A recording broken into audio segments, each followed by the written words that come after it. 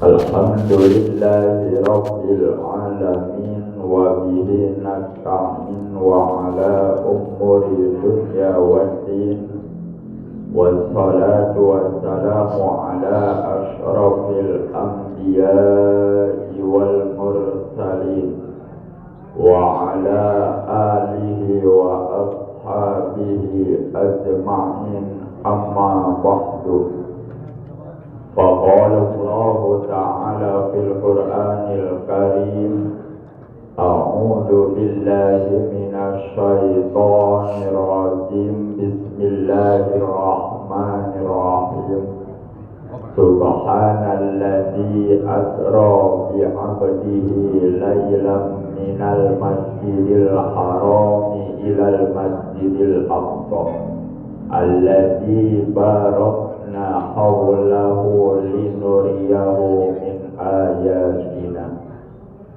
وقال النبي صلى الله عليه وسلم إنما الأعمال بالنيات.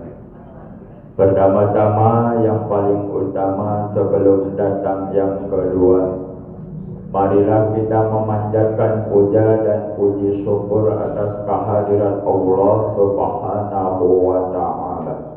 Allah yang maha kaya, yang kaya selain Allah miskin. Allah yang maha besar, yang besar selain Allah kecil. Allah yang maha berkuasa, yang berkuasa selain Allah, kadang berkuasa, kadang tidak. Yang mudah-mudahan kumpulnya kita di sini diprogram oleh Allah Subhanahu wa Ta'ala. Kelak kita bersama kembali dikumpulkan di surganya Allah. Amin ya Rabbal Alamin. Salawat serta salam tak lupa pula kita haturkan kepada junjungan alam kita, Habib tertinggi anti korupsi, baginda termulia anti durhaka. Sebagai tokoh reformis dunia Islam, pendobrak kebatilan dan kemungkaran, yakni Habibana wa Nabiyana wa Maulana Muhammadin Sallallahu alaihi wasallam beserta para keluarganya, para sahabatnya dan para pengikutnya, dan mudah-mudahan kita sebagai umatnya kelak yaumil qiyamah mendapatkan syafaatnya. Amin ya Rabbal Alamin. Yang saya hormati al-mukarram al-muazzam, para alim ulama, para asyatid, para hujjah, tokoh masyarakat, sesepuh kampung, aparatur pemerintahan baik sipil maupun militer, bapak-bapak, ibu-ibu, para jamaah, lam yuzkar ismuhum ta'ziman wa takriman, yang mohon maaf tidak bisa saya sebutkan namanya satu persatu, namun wa insyaallah tidak mengurangi rasa hormat dan takdim saya kepada bapak-bapak, ibu-ibu, para jamaah sekalian. Terkhusus yang sama-sama kita takdimi, kita muliakan, kita hormati, yaitu Abah Haji Ruslan, Bapak Camat, Bapak Lurah, Bapak Babin Kamtibnas, Bapak Ustadz Hasan, dan yang lainlah. Bukan tek waktunya ya. Kalau saya dihormati, insya Allah tekan ini gini kopi, ini kue, santai banget Pak. Bari ngopi. Bapak Ibu para jamaah, tahun berganti tahun, bulan berganti bulan, hari berganti hari, hingga akhirnya sampai kita di bulan Rajab, bahkan sudah lewat bulan Rajab. Tapi tidak ada yang bisa melarang daripada bulan Rajab yang kita kenal dengan Isra wal Mi'raj. Orang-orang kita memanggilnya kalau udah acara itu Rajaban. Maka ban apapun bentuknya, radial, IRC, kalau udah Rajaban yang lewat nggak bisa mencegahnya. Rajaban, raja arahnya itu. Lalu di tingkat pemerintahannya sama Pak Camat. Jadi kalau udah ada Pak Camat, Pak Lurah nggak bisa sambut. Iya. Kalau ada Bunda Eva wali kota, nggak bisa Pak Camat disambutkan, mewakilnya. Kalau nggak ada gubernur, Pak Mirjani. Maka nggak bisa Bunda pakai sambutan, maka udah perwakilan aja Pak. Satu gelap, komo semua kan gitu. Saya hanya meneruskan tadi sambutan daripada Bapak Camat tentang Isra wal Mi'raj. Isra menurut lugat, menurut bahasa adalah satu perjalanan dari satu tempat menuju tempat yang lebih baik. Itu menurut lugat, menurut bahasa adalah Isra. Maka pada dasarnya ibu-ibu, bapak-bapak, para jamaah hadir di masjid ini sedang Isra. Mi'raj itu naik. Mi'rajnya nanti di rumah masing-masing. Bapaknya naik di ibu nih, Mi'raj tuh. Sedangkan Isra menurut syarat, Isra menurut agama adalah Subhanalladzi asra bi'abdihi lailan minal masjidil haram ilal masjidil aqsa. Maha suci dan yang telah memperjalankan satu orang hambanya minal masjidil haram ilal masjidil aqsa, yang tak bukan ini merupakan ciri tanda kebesaran Allah. Sedangkan berbicara tentang maulid, berbicara tentang Isra Mi'raj, berbicara tentang nuzulul Quran, maka kita harus berbicara tentang keimanan. Tidak bisa diukur dengan akal, logika. Karena pada dasarnya harus keimanan. Kalau kalian semua hadir di sini tidak mempercayai dengan adanya peristiwa Isra wal Mi'raj, maka jangan pernah percaya dengan suara mik ini.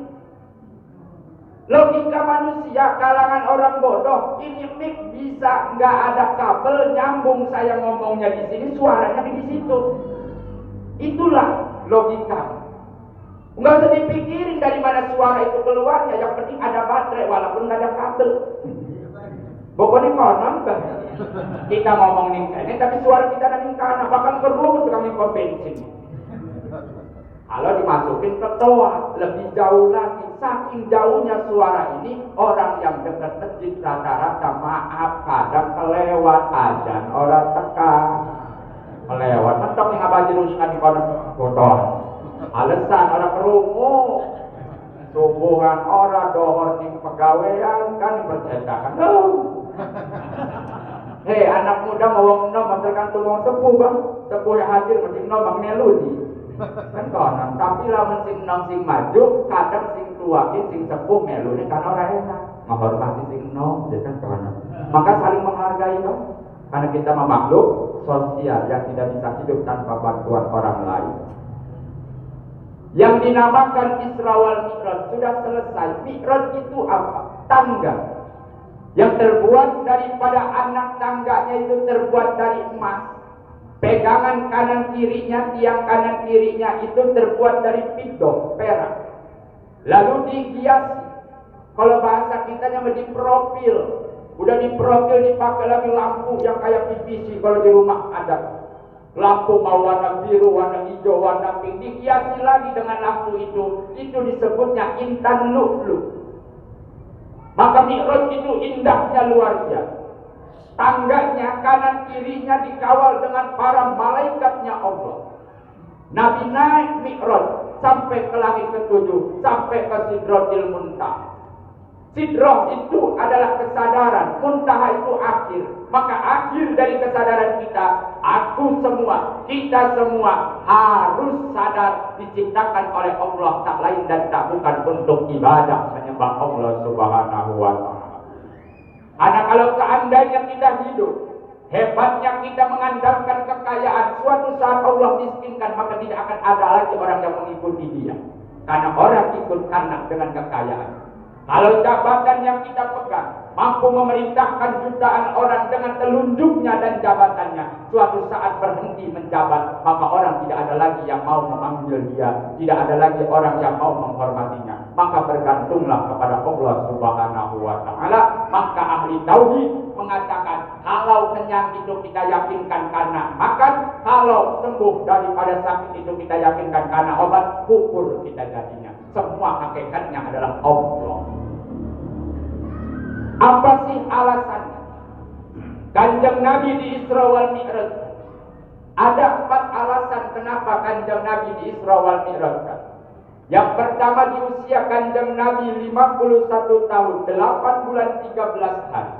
Kanjeng Nabi di situ merasakan kesedihan. Khadijah meninggal dunia, pamannya meninggal dunia. Maka Allah memberikan kebahagiaan kepada Kanjeng Nabi dengan cara diberangkatkan Isra wal Mi'raj. Yang kedua, di dalam surga Firdaus ada satu taman yang dihuni oleh jutaan buruk. Buruk-buruk yang lain mah gemuk karena enak makan, enak tidur. Ada satu buruk yang selalu menangis, tidak enak makan, tidak enak tidur karena merindukan kepada Nabi Muhammad SAW. Ketika satu waktu Jibril datang menjumpai buruk tersebut, ditanya sama Jibril, "Wahai buruk, kenapa yang lain enak tidur, enak makan, sedangkan kamu menangis siang malam gak mau makan, gak enak tidur?" Apa jawab buruk? "Karena aku merindukan manusia, insan pilihan yang terbaik dalam rupa dan budi, lautan kesempurnaan menyatu dalam diri Rasulullah. Aku kangen dengan Muhammad, aku ingin sekali jadikan kendaraan tunggangannya Muhammad." Maka Kanjeng Nabi Isra wal Mi'raj kendaraannya buruk. Buruk itu warnanya putih, lebih besar daripada himar, lebih kecil daripada keldai. Kalau ketemu tanjakan kaki belakangnya ngelipit, kalau ketemu temurunan kaki depannya ngelipet. Maka buruk kecepatannya tidak ada yang tahu karena dibantu dengan 2 sayap di tangan kanan kirinya antara kaki duanya buruk. Ketika satu waktu buruk mau dinaiki oleh Kanjeng Nabi, buruk ngejerek uik jika wong kita. Iku mengejerek mah bahasa coretan santri. Uik kita makon. Sehingga dijemput sama malaikat Jibril. "Hei buruk, ala tastahi ya buruk. Apakah kamu tidak malu wahai buruk? Ini orang yang selama ini kau idam-idamkan, yang selama ini kau tunggu. Dia mau naik kamu, kenapa kamu ngamuk?"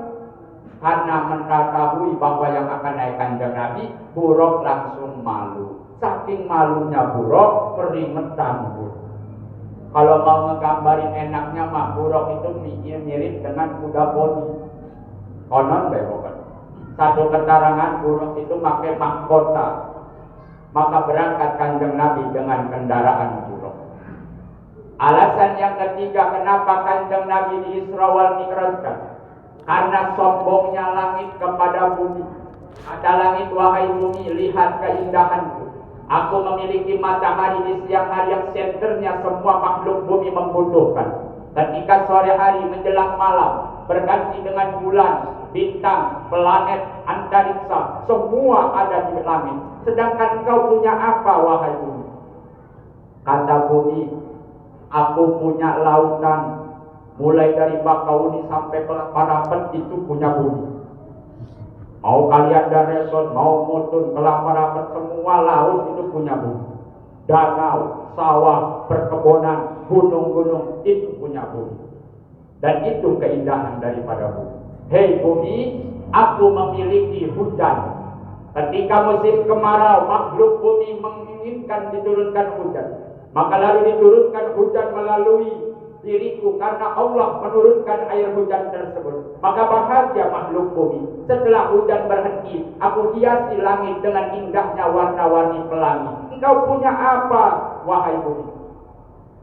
Kata bumi, saya punya makhluk yang sangat mulia. Tertulis di dalam Al-Quran, uswatun hasanah, suri tauladan yang baik, yang bernama Nabi Muhammad SAW, yang akan memberikan syafaatul uzma nanti di hari kiamat. Mendengar nama Nabi Muhammad, langit langsung sujud meminta kepada Allah agar Kanjeng Nabi diberangkatkan ke langit. Alasan yang keempat, kenapa Kanjeng Nabi di Isra wal Mi'rajkan? Karena yang namanya Nabi Ibrahim alaihi salam itu, Kanjeng Nabi itu salah satu nasabnya turunan daripada Nabi Ibrahim alaihi salam. Maka segala macam aktivitas sunnah, kita motong kuku, motong rambut, terus khitan, ini tertulis di Al-Quran, anittabi millata Ibrahim hanifa wa ma kana minal musyrikin. Ini adalah ajaran daripada Nabi Ibrahim alaihissalam. Sampai akikah, sampai melakukan kurban, kita anut kepada ajaran agama Nabi Ibrahim alaihissalam. Tapi Nabi Ibrahim memiliki dua keturunan daripada Ismail. Lalu terjadilah yang namanya suku-suku bangsa-bangsa, tertulislah Bani Israel. Maka dari Bani Israel tersebut tidak mempercayai bahwa Nabi Muhammad adalah turunan dari Nabi Ibrahim alaihissalam. Untuk meyakinkan benarkah Nabi Muhammad ini turunan daripada Nabi Ibrahim, orang-orang Bani Israel bertanya kepada kanjeng Nabi, "Wahai Muhammad, kalau memang engkau adalah turunan daripada Nabi Ibrahim alaihi salam, kami sebagai turunan Ibrahim yang terdekat dengan Nabi Ibrahim mau nanya Muhammad, siapa orang yang memperbaharui Ka'bah dan siapa orang yang meletakkan pertama kali batu Ka'bah?" Akhirnya kanjeng Nabi munajat berdoa kepada Allah, "Ya Allah, beritahu siapa yang membaharui Ka'bah dan siapa orang yang meletakkan batu pertama Ka'bah." Maka ini menjadi asbab selama 3 bulan kanjeng Nabi doanya gak diijabah, sehingga kanjeng Nabi bertanya kepada malaikat Jibril, "Wahai Jibril, kenapa doaku kali ini tidak diijabah oleh Allah? Biasanya Allah langsung mempertanyakan kepadaku, apa yang kau inginkan wahai Muhammad? Tapi kali ini kenapa udah 3 bulan gak diijabah?" Jibril langsung menyampaikan, "Muhammad, Allah langsung yang akan memberangkatkan kamu ke langit bertanya kepada Ibrahim dan Nabi Adam." Sehingga kanjeng Nabi melakukan peristiwa Isra wal Mi'raj sampai di langit pertama. Langit pertama itu bukan ketika ibu-ibu, bapak-bapak keluar dari masjid melihat ke atas itu langit pertama, bukan, itu masih langit dunia. Dijaga sama Nabi Ismail. Langit pertamanya setelah itu terus sampai ke langit ke-7, kanjeng Nabi berjumpa dengan Nabi Ibrahim alaihi salam, yang mana di situ kanjeng Nabi bertanya, "Wahai Nabiullah Ibrahim, siapa orang yang membaharui Ka'bah dan siapa orang yang meletakkan batu pertama Ka'bah?" Dijawab sama Nabi Ibrahim, "Saya yang memperbaharui, Ibu Siti Hajar yang menemukan batu air Zam-Zam, dan Nabi Ismail yang sedang melakukan membuat Ismail." Yaitu di sini ada makom yang namanya makom Ibrahim, bukan bentuk kuburan, bukan batu tempat, tetapi ini bentuknya telapak kaki Nabi Ibrahim yang sekarang kalau kita umroh sama haji dijaga sama satu bangunan kecil seperti kandang lakber. Tidak makom Ibrahim. Maka disinilah kanjeng Nabi nanya lagi, siapa orang yang pertama kali meletakkan batu Ka'bah wahai Ibrahim? Itu tanya langsung aja Muhammad.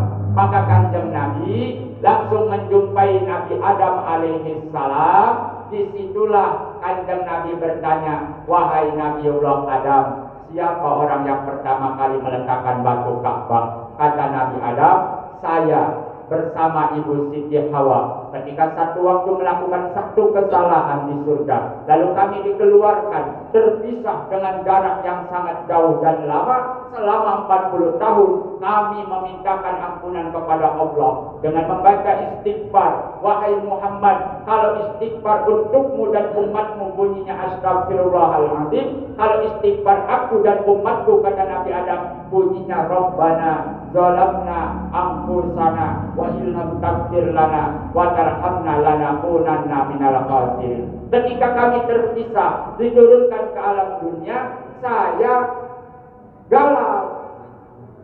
Anak sekarang memanggilnya gabut.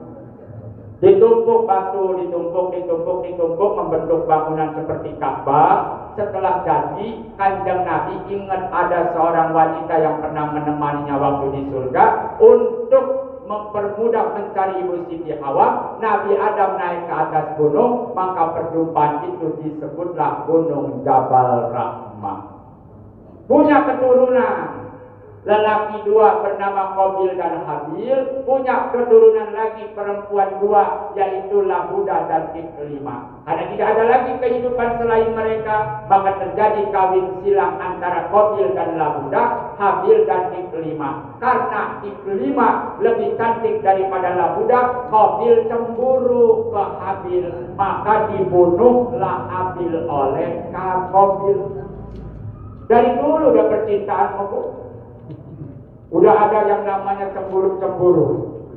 Bahkan di dalam perjalanan Isra Mi'raj Kanjeng Nabi berjumpa dengan yang namanya ada daging mateng, enak, udah dibumbuin, bentuk rabet. Ada lagi yang satu dagingnya mentah, bari bau. Tetapi ada orang-orang yang lebih memilih daging yang bau dan mentah. Man hada ya Jibril? Siapa ini kaum wahai Jibril? Kata Jibril, Muhammad, ini gambaran kaum dari umatmu yang ia memiliki istri yang sah, yang cantik, tetapi lebih memilih perempuan di luar-luar sana. Sing bengen wis anak pelakor.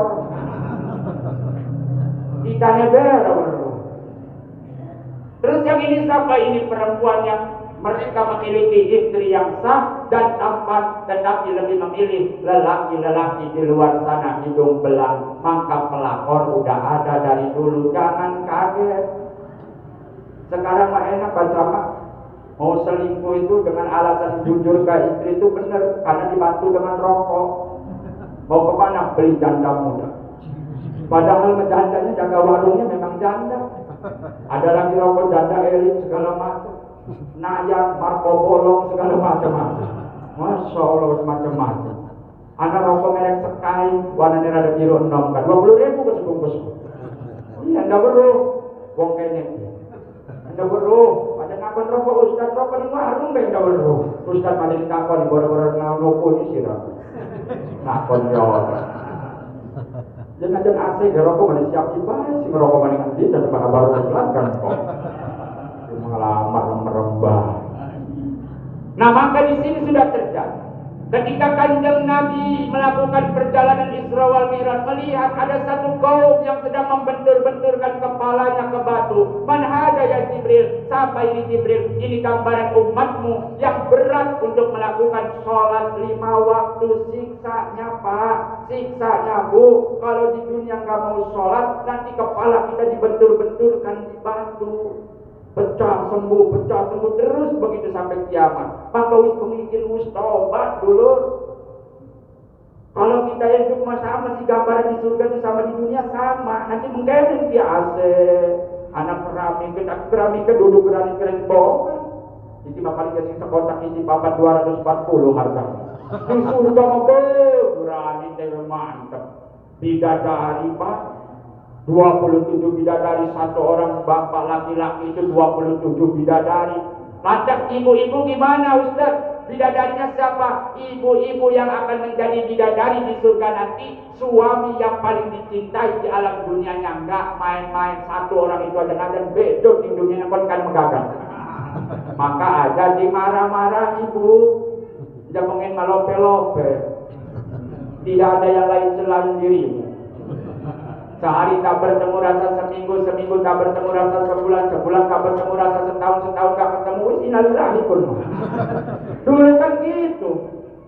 Ibarat zaman sekarang kalau membaca WA-nya ada aja perempuan yang lain nge-WA laki kita dulu waktu kita pacaran marah. Dulu makan bakso berdua disuap-suapin seiki mah boro-boro.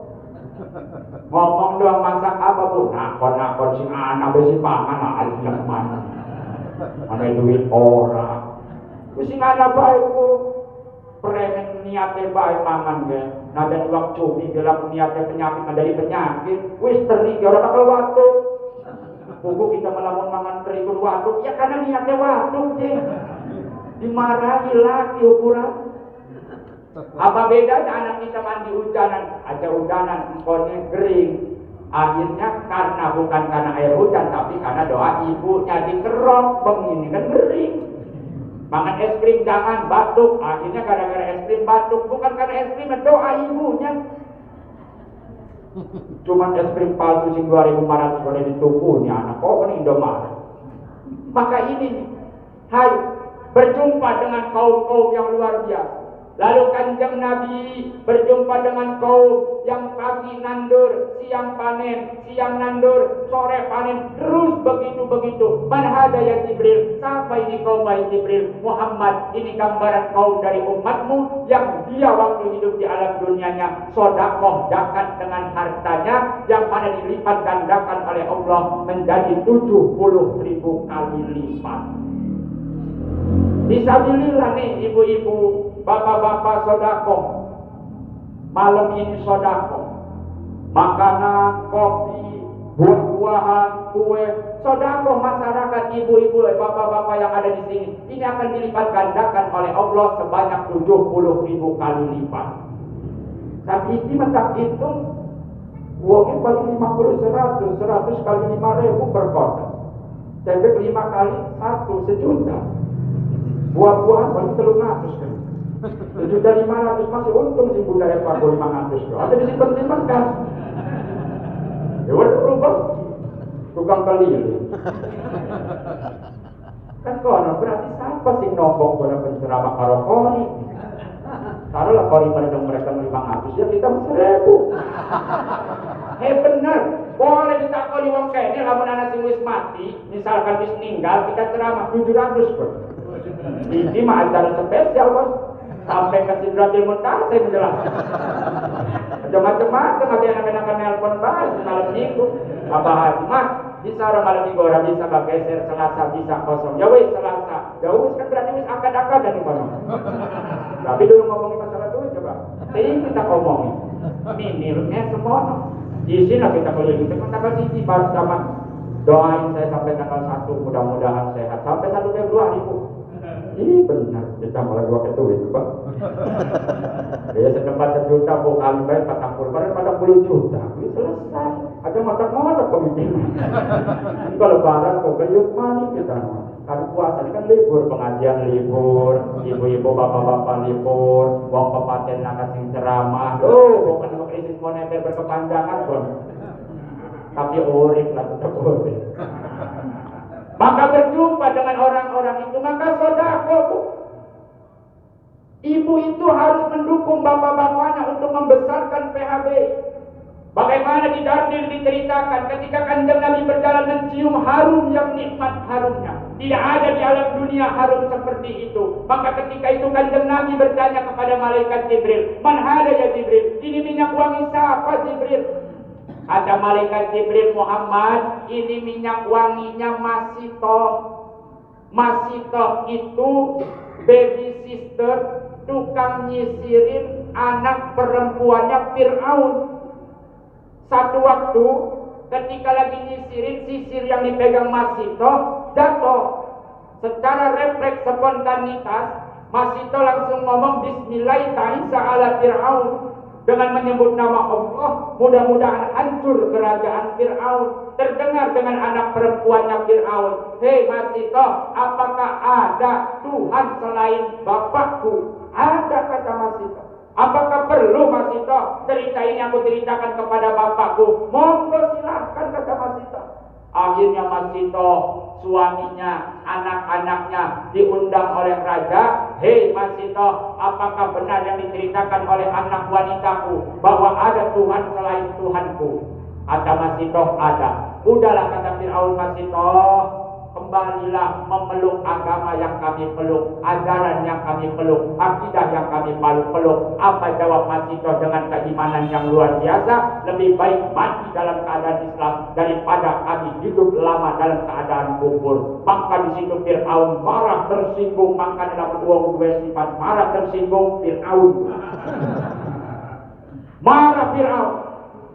Kalau memang pilihan kamu seperti itu, wahai Masitoh, maka sekarang aku akan memerintahkan bala tentaraku untuk mengambil kenceng yang besar yang terbuat dari tembaga. Masitoh dan keluarga besarnya mau dimasukkan ke dalam kenceng tersebut. Lalu terlaksana dengan satu catatan, kata Masitoh, "Kalau kami semua terbunuh, maka jadikan dalam satu lubang." Tuh setianya seorang istri sama suami. Kita makan kebalik. Lakinya tinggal nangis, kongkon nganter di kuburan, orang gelem, orang tega, saking orang cintanya. Kokon ngadusi alasannya lagi halangan. Padahal saking orang gelem kan. Hati cilik mah alhamdulillah sing pengen orang. Nggak mau dengan alasan lagi halangan lagi. Padahal mah hukumnya makruh, Ibu. Kalau ada seorang suami atau lelaki, kita keluarga kita, nasab kita meninggal dunia, orang yang sedang halangan memandikan hukumnya makruh. Kenapa? Karena malaikat rahmat tidak mau hadir di tempat pemandian karena ada orang yang hebat. Segitu doang. Ustaz harus ngomongin batal. Kamu kan ngaji mandi Ustaz ya? Batal sing endi? Wong dijima ora apa-apa aja. Wah, kita premen dulu, aduh masya Allah, apalagi uripe segala macam. Hei, yang batal, yang hidup, yang mati, mau udah gak ketarik hukum ibadah, idah mati ilmu ada min koto amaluhu ila min salasin. Kalaupun ibu-ibu udah punya wudhu, lalu mayit suaminya dimandikan, sudah diwudukan, dipegang sama ibu-ibu, gak batal mayitnya, tapi ibu yang hidup yang batal. Ada lo pengajian kan ini? Ada pengajian apa? Anak? Apa? Malam ini Sabtu? Ibu-ibu ya Pak ya? Oh. Bapak-bapak ini kok mulai bahasa awal Pak ya? Apa baik ya ini mau Ustaz diceluk. Ini kayak ini kumpul Ustaz semua bisa kecapun ini mau dihapus dimin, kalau singkir dimin, kok tendek nyebut, buang aja. Orang apa dibayar? 1.000 doang. 1 minggu sedina aku 1.000 dong ngajar kita pinter. Wah ini sokongan 2.000 ya udah dia sapa apa kamu long dewek tadi gede di 200 dorong yang dindi bisa Ustaz Hasan ke ngajar aja ini bisa ke 200 wis malam ki wis undang sing 3 wis laka konon Gusti koma lamun kita ada pengajian ibu-ibu memang rajin dengan dindi seminggu pun ganti-ganti kelambinnya sing pink sing orange sing masya Allah.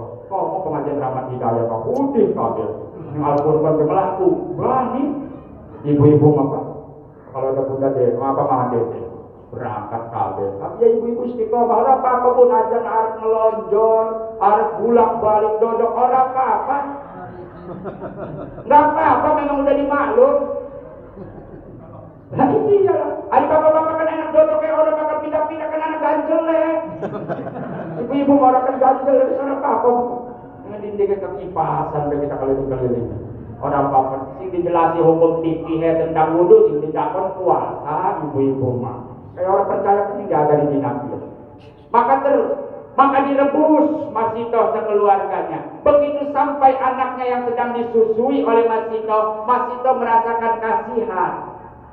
Apa jawab anak yang masih menyusu tiba-tiba bisa berbicara? Bu, masukkan aku ke dalam kencing tersebut. Jangan pernah ragu. Ayo kita semua meninggal dunia dalam keadaan syahid fisabilillah. Hebat keimanan Masito dan keluarga besarnya. Maka ada 4 orang bayi yang bisa berbicara walaupun masih di ayunan di pangkuan ibunya. Salah satunya bayi daripada Masito. Yang kedua Nabi Isa bin Maryam. Yang ketiga saksinya Nabi Yusuf. Yang keempat saksi daripada Ijure. Bayi bisa ngomong. Anak kita makan wis 5 tahun, 3 tahun dia masih ngomong Indomaret kayak Indoae. Orang bisa ngomong. Pas ngomongnya salah Bayi. Nah ketika melanjutkan perjalanan Kanjeng Nabi berjumpa dengan orang yang sedang berenang tapi lautannya merah, darah, bari ditimpukin. Man hada ya Jibril, ini adalah orang-orang yang semasa hidupnya sering makan uang riba. Masya Allah, kita mau pegel harus ngomong riba. Pada nunduk, padahal tidak ada unsur. Bu, Pak, untuk zaman dahulu orang tua kita mengajarkan tidak hutang terlalu banyak. Cukup bersyukur kepada Allah. Habis maghrib baca Yasin Waqiah, orang tua dulu terdengar di setiap rumah. Orang sekarang kan kita berpikirnya dikalahkan dengan nafsu. Lah, kalau kita beli kuota sekali beli 50 sampai dengan 80 ribu mending masang wifi. Begitu masang wifi dipasang di rumah 280. Kabel ngacak-ngacak nih ngendi-endi. Akhirnya barang keluar rumah buka minta si tethering Orang saya main wifi di rumah karena malu taping terus, akhirnya ya wifi jojong, tuh kuning konter pulsa jojong. Kan itu serakah yang membuat kita sulit hidup yang kayak gitu. Yang menyebabkan hutang banyak itu kita, Bu, gaya hidupnya, Bu. Orang tua dulu mah mau cantik, mau kaya, mau miskin, mau nggak cantik, tetap bedak sepakat pipa nomor 4. Gak ada yang macam-macam. Kita ini banyak tertipu dengan dunia sekarang. Dunia mataun qalil, dunia itu perhiasan yang sedikit. Gaya hidup kita yang membuat kita susah itu. Bapak Ibu, apa kita ini punya yang namanya aplikasi, misalkan maaf Shopee. Terus dilihat barang-barang murah kan. Orang nyewa ruko deh mah. Coba ada yang ruko menghitung ruko 15 juta, 60 juta, maka harga barang harusnya 15.000 jadi 50.000, kadang hitung ruko. Itu makan kuota, kita sing entek, sing nonton, iki sing pantes dipagi di keranjang kuning. Semua kita punya hutang karena gaya hidup kita, Bu. Sekarang itu di dunia ini serba gratis, tinggal kitanya bersyukur. Penyakit model apapun sekarang digratisin di rumah sakit karena ada BPJS. Kalaupun nggak punya BPJS, cukup bawa kartu keluarga atau KTP ataupun KIS. Berobat cuci darah ada BPJS. Berobat yang namanya mau dipakum segala macam di opname kayak apa baiknya gratis. Cuma tinggal sabar doang nongol di ruangan. Anak sekolah yang tadinya kita pikirkan misalkan sehari 10.000 untuk uang jajan, sekarang gak mesti ngasih 10.000, 5.000 kan cukup. Kenapa? Ada bantuan MBG. Mangan bersiran kono. Apa sih yang susah lagi? Token doang sing kawan-kawan tetangga mau namun wis titik orang duit aja iku sing kawan-kawan mah. Makanya maaf Bapak Camat, Bapak Lurah, saya mah kalau hadir di pengajian penablik akbar kayak gini PHBI, mendingan datangnya itu sesudah sambutan lurah atau camat. Kenapa sakitnya tuh di sini, Bu? 19 program Bunda FM disebutkan di mana-mana, saya satu pun nggak dapat. Bener. Dengan alasan saya pernah buat BPJS mandiri. Dengan alasan di KTP-nya mau balik, ya mau pegawai kita mungkin. Suki hege maulid koron ajab doang. Saya didata sama ibu-ibu, ada RT-nya, Ustaz rumahnya udah gerani. Masalah kudu sumbangan jamaah boleh. Nggak masuk tuh urusan. Masya Allah. Sampai dengan orang tua saya begitu selama hidup nggak pernah dapat bantuan dari kelurahan, begitu meninggal dunia di hari ketiga dapat beras bantuan di kelurahan dengan syarat harus ada keluarganya yang di situ, harus ada tanda tangan daripada orang tua saya. Adik saya balik lagi, saya bilang, Din, lu ke kuburan emak, cabut patoknya bawa kelurahan. Harus ada surat puasa kan? Allah karim, begitu diambil beras dicuci di ngambang kabeh. Maka maaf, saya memberikan tugas mandat kepada Pak Lurah dan Pak Camat. Ini baru sekali saya ingin nyuruh nih. Mumpung ada, tolong Pak, beras rakyat yang sudah dapat benar bentuknya apapun, periksa di rumahnya, jangan-jangan dijual, Bos. Benar, tukang nasi goreng kabeh pun di beras. Jangan saya dicegah karena udah digeratis, mereka mah karena udah gak butuh dengan beras itu, karena ada yang namanya Raja Udang dan yang lainnya, yang beras dari kelurahan dijual. Ini disalahgunakan namanya ini. Mumpung ada camat kan. Masa ya orang bisa nembus akan di RT. Benar, saya harus tegas karena ini masyarakat. Ayo atuh bersama-sama, mana yang miskin, mana yang kaya. Kalau ukuran agama, fakir itu adalah orang yang butuhnya 100.000 dalam sehari tidak ada penghasilan, itu disebutnya fakir. Kalau miskin mah dia butuh 100.000 sehari dari hasil kerja cuma dapat 50.000, itu fakir miskin. Yang berhak mendapat itu bukan 8 asnaf seperti bajak zakat. Fakir miskin itu yang seperti itu, Pak. Masa iya nggak gelang cincin emas KB oleh? Masa iya hidupnya enak masa oleh? Mobil Fortuner segala macam oleh, kita nggak jual motor doang deh, udah oleh. Gara-gara KTP ini mau balik. Gara ini kita Abdul Somad bahkan ini jeluk 15 juta, kan tuh. Buku 1 juta kenawar. Mancingnya parkir miskin kita. Iya, makanya masalah. Tapi giliran mau pemilihan, apa pemilihan dari curhat larati kena. Lurah ke rumah saya, Ustaz, jangan ganggu suara bunda. Tenang, dari zaman Herman Aim ke saya, Pak Herman Aim 2 periode, Bunda Evan 2 periode, walaupun gak dapat apa-apa. Karena apa? Bagus perjalanannya. Bukan melihat apa-apa, Bu. Urusan gak dapat mah takdir. Terus takdir, kudune mengkonon, otot-otot premis orang bakal uli, Allah ya weruh. Kata dunia, kata masyarakat dia kaya, tapi kata Allah miskin. Kaya zahir, hatinya masih miskin. Ayo, lebih baik kita mau uli apa? Wis mungkin baik, jangan terus cuma wajar kan. Jarang makhluk kan konon. Gusti Allah ngejaluk. Mudah-mudahan anak tembusan Ustaz pun itu senang baru. Masya Allah, mulai dari Fajar Muntoni RT-nya orang uli, lurah ini. Dikasih bangun bangsawan gak dapet Fajar. Sekarang baru lagi Rudi Antoni, ganti Antoni ini doang. Rudi Antoni, orang boleh. Maka sampai detik ini lurah Kelapa 3 gak berani sambutan kalau ada saya. Gara-gara ngebahas masalah gaji intensif guru ngaji yang santrinya kurang dari 25 orang harus dihapuskan. Dapur gua itu bos.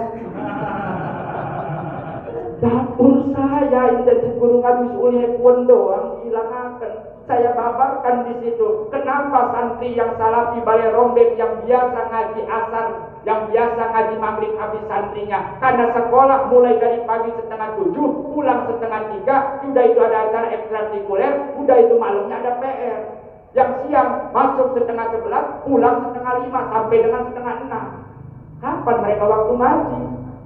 Sedangkan mengenalkan sifat kuasanya Allah, yang wajib, yang jaiz, yang mustahil Allah adanya di pondok pesantren. Sekarang biar banyak sekolahan yang masuk daftar daripada siswanya, mereka mengadakan program ngaji di pagi hari, adanya sholat duha, adanya takbir, pendidikan pondok pesantren mereka rebut. Kenapa kami masih diganggu dalam kehidupan gaji kami? Kan mana tuh?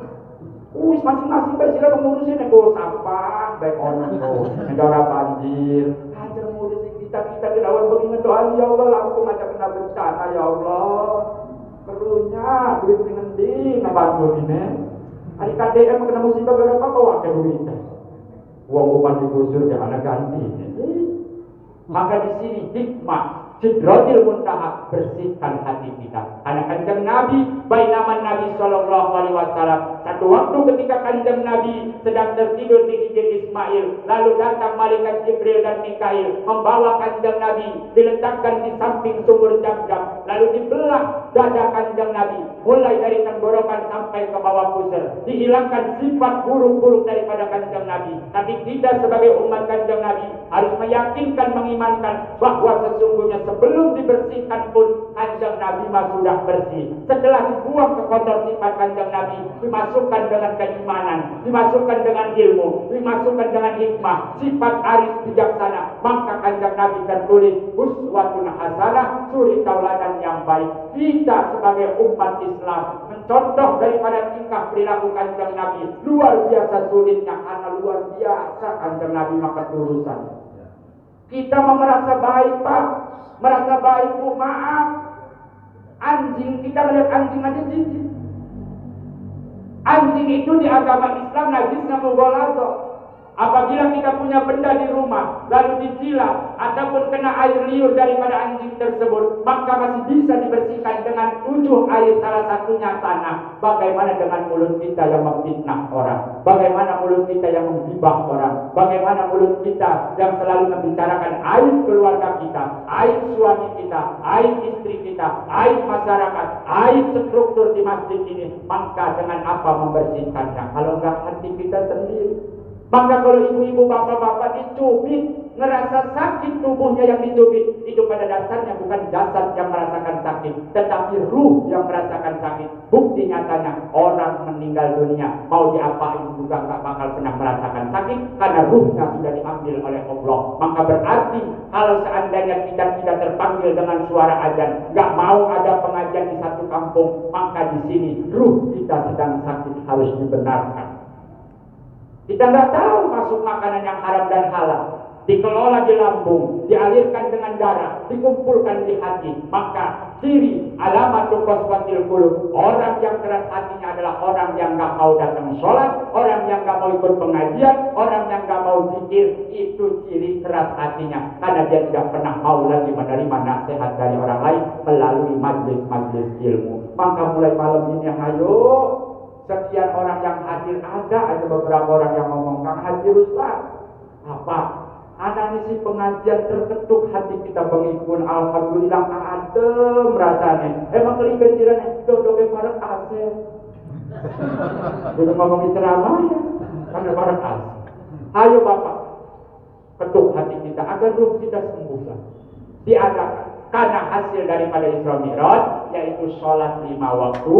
Ketika kita membicarakan tentang sholat, berarti berbicara tentang wudhu, karena tidak sah sholat kita kalau wudhu kita masih salah. Maka kalau berbicara tentang wudhu, berarti kita membahas tentang 7 macam air yang sah dipakai sesuci. Dari 7 macam air tersebut dibagi 2, asal muasal. Ada yang dari langit disebut air hujan atau air embun, ada yang dari bumi disebut air sumber, laut, danau, sumur, dan yang lainnya. Daripada itu dibagi menjadi 4 bagian. Ada air mutlak disebutnya contohnya air sumur, ada air musammas. Apabila bapak-bapak, ibu-ibu wudhu di waktu doa, lalu kerannya anget airnya, maka itu disebutnya air musammas. Sah wudhunya, tapi makruh hukum penggunaan airnya. Ada yang namanya mustakmal. Batas daripada tetesan air mustakmal ketika kita sudah mulai membasuh daripada wajah. Maka di sini terjadi apabila ukuran air panjang kali lebar kali tinggi lebih dari 60 cm disebut air 2 bulan atau air banyak. Apabila panjang kali lebar kali tinggi kurang dari 60 cm maka disebut air sedikit. Gak boleh dikobok kalau airnya sedikit. Ibu-ibu, waktunya rukun fardu dalam wudhu itu adanya ketika kita membasuh wajah dan bagian-bagian yang diwajibkan. Maka ketika ibu-ibu habis pengajian, habis kondangan, pakai make upnya medok, maka dicuci dulu, dielap dulu, khawatir air tidak tembus ke wajah kita, ke kulit kita karena ada make up yang tebal. Ibu-ibu habis kondangan, habis pengajian, pakai lipstiknya tebal, maka harus dielap terlebih dahulu karena bibir bagian daripada zahirnya wajah. Ibu-ibu, kalau bapak-bapak mah gondeknya singkat segini doang, gak panjang, ibu-ibu makan ngerumbai.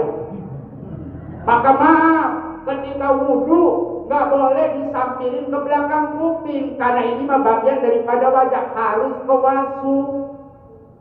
Bapak-bapak, ibu-ibu, kalau mau melaksanakan sholat subuh, maka bangun tidur, ini mata harus dibersihkan, ujung-ujung mata. Maaf, khawatir ada belek yang kering, karena itu bagian daripada zahir wajah, bisa menghambat masuknya air ke tempat wudhu. Tupi, ada yang namanya muka najis, asalkan tidak berubah rasa, warna, dan bau, jadi masih bisa digunakan. Ada lagi air maksud, gosok. Apabila ibu-ibu, bapak-bapak mau sholat di masjid ini, kerannya habis, airnya nggak ada, maka ibu-ibu, bapak-bapak melihat di rumah tetangga ada keran, lalu dipakai, maka sah wudhunya, maka sah sholatnya, tapi amalannya masih di awang-awang sampai ibu-ibu, bapak-bapak meminta ikhlas orang yang punya keran dan air tadi. Ada sembarangan ibadah. Setelah beres wudhu, angkat tangan kita, tengadahkan wajah kita dan mata kita ke atas langit. Di dalam kitab Irsadul Ibad, walaupun dalam keadaan buta mata kita, tetap mendoanya madhab kiblat, matanya ke arah langit walaupun dalam keadaan buta. Minta doa kita di situ, karena itu salah satu tempat dijawab doa. Setelah doa, kalau sempat baca inna anzalnahu fi lailatul qadar sebanyak 3 kali, insya Allah mudah dalam sakaratul maut. Masuk ke dalam sholat. Tempat sholat harus bersih, pakaian, badan, dan tempat kita. Maka ketika ada binatang yang asal mulanya tidak memiliki darah, ataupun binatang yang tidak memiliki tulang ekor, tulang belakang, maka bangkai semut ada di tempat sholat kita, lalu terkena dengan tubuh kita, maka tidak sah kita punya sholat. Kulit laron, laler.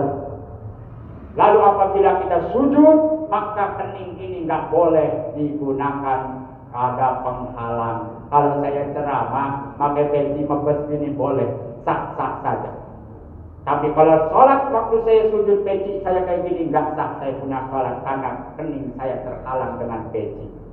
Selagi perkara yang mengikuti gerakan kita di dalam sholat, misalkan ibu-ibu pakai mukena, lalu ibu-ibu mukena yang melebar, pas sujud di atas mukena, maka tidak sah kita punya sholat karena hening kita terhalang dengan mukena kita. Kalau seandainya saya pakai sorban panjang, sorbannya sampai ke situ, saya gerak diri, dia tidak ikut, lalu saya sujud di sorban tersebut, itu sah karena dia tidak mengikuti gerakan saya karena terlalu panjangnya sorban. Ini fikih, di mana kita mau tahunya kalau nggak ada pengajian, bro? Pengajian gitu. Ayo pengajian. Fikih aja, nggak usah yang tinggi-tinggi. Ini mah kadang mintanya tauhid, barang dijelasin wujud kita bakok, mundur kabeh. Ngajinya arepe, sarah hikam tentang tasawuf, mengenal alam malakut, jabalut, masya Allah. Alam lahut segala macam, alam dunia masih mau bangkir. Alam-alam sekalian, ayo mulai pengajian bapak-bapak agar kita benar ibadah kita. Sholat takbir kudu sing benar, Fatihah kudu yang benar, ruku kudu yang benar. Kalau seandainya diletakkan papan di tubuh kita, maka nggak merosot ke depan, nggak merosot ke belakang, harus lurus. Kalau ibu-ibu mah sikutnya harus dekat dengan perut atau perutnya harus dekat dengan paha, jadi ada begitu. Yang namanya ruku ataupun sujudnya kayak gitu harus dideketin perut sama pahanya, Bu.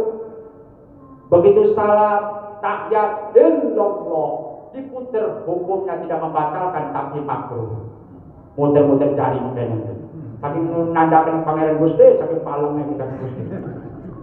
Dan yang bagus membentuk bilangan 35. Ini angka 5 Arab, ini angka 3, 35. Tempelkan jempol kita di garis kedua daripada telunjuk. Ini sholat yang benar. Nunjuknya pas 8, illallah.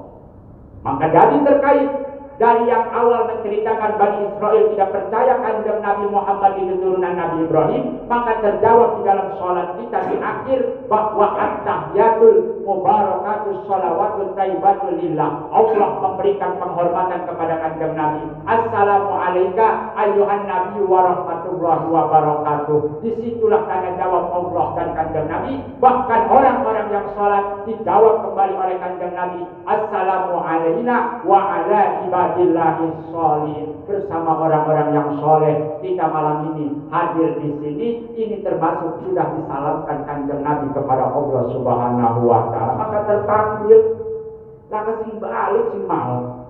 Karena apa? Hatinya memang sudah duduk, dipanggil, digerakkan oleh Allah Subhanahu wa ta'ala, sehingga dijawab larus tabar asyhadu an la ilaha illallah wa asyhadu anna Muhammadar Rasulullah. Allahumma sholli ala sayyidina Muhammad wa ala ali sayyidina Muhammad. Tapi kalau di tahiyat pertama cuman asyhadu an la ilaha illallah wa asyhadu anna Muhammadar Rasulullah. Allahumma sholli ala sayyidina Muhammad, langsung berdiri, jangan dilanjut.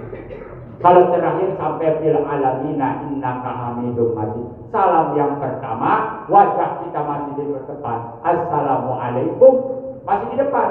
Warahmatullah. Assalamualaikum warahmatullah. Selesai sholat kita. Selesai kita menghadap Allah, pun selesai acara Isra Mi'raj pada malam hari ini, karena sayanya sudah nutup salam. Mudah-mudahan kita semua mendapatkan hikmah daripada acara Maulid Rajab ini ataupun Isra Mi'raj. Ini saja, kurang dan lebihnya saya mohon maaf. Saya berpesan sekali lagi kepada ibu-ibu, bapak-bapak, adakan pengajian di masjid ini agar yang namanya sholat itu kita benar, zikir kita benar, semua aktivitas kita benar di mata Allah. Kurang dan lebihnya saya mohon maaf. Wabillahi taufiq wal hidayah. Wassalamualaikum warahmatullahi wabarakatuh. Terima kasih kepada